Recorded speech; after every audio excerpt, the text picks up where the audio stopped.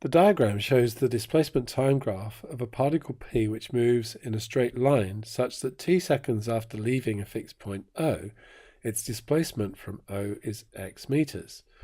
On the axis below, draw the velocity time graph of p. So, to get the velocity, we want the gradient here, and so we can see it's two straight line sections, and the first one we've got 10 across and 50 up, which would give us an acceleration of 5 meters per second squared, 50 divided by 10, which is the gradient of that. So we want 5 for the first 10 seconds.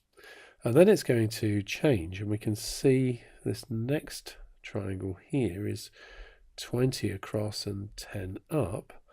So that would give us an acceleration of 0.5 meters per second squared.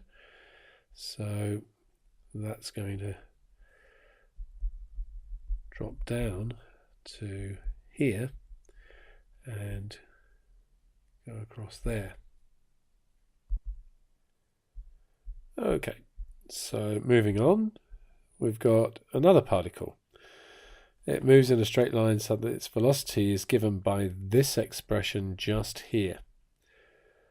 Find the velocity of q when t is 0. So v of 0 is going to be 3e to the 0 plus 0 essentially. So that's just going to be 3, and it's in meters per second. Find the value of t when the acceleration is 0. So acceleration we need to differentiate. So we're going to have 3e to the negative 5t. Then don't forget to use the chain rule. Multiply by negative 5. And that's then going to be plus 3 over 2.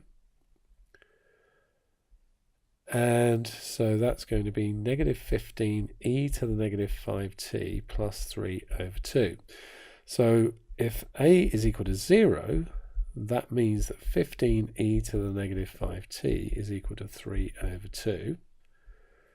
So e to the negative 5t is equal to 3 over 30. E to the negative 5t is equal to, therefore, 0.1.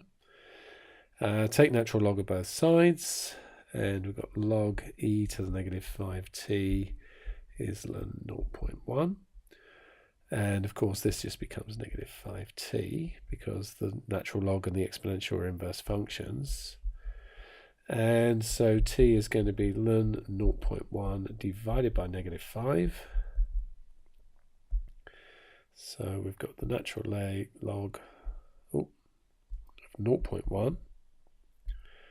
And we're going to divide that by negative 5, and that's 0.461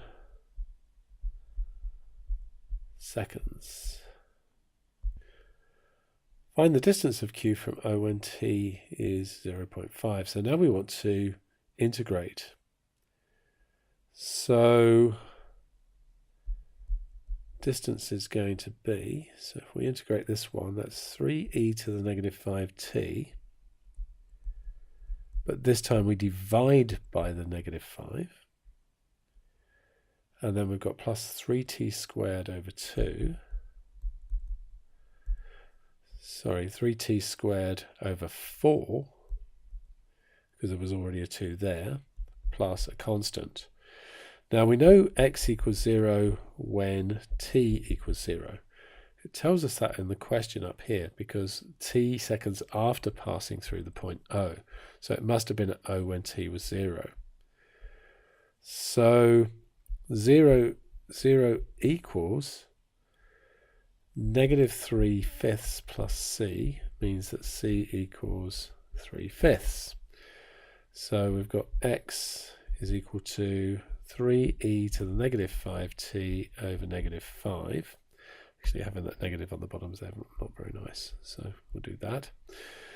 And plus 3t squared over 4 plus 3/5. And we want x of 0.5, so that's just a case of calculating.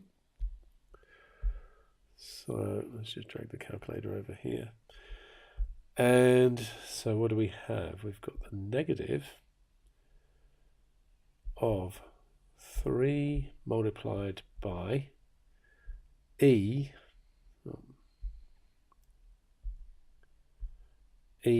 to the negative 5 times 0.5, and that's going to be over 5. Add 3 multiplied by 0.5 squared over 4, add 3/5.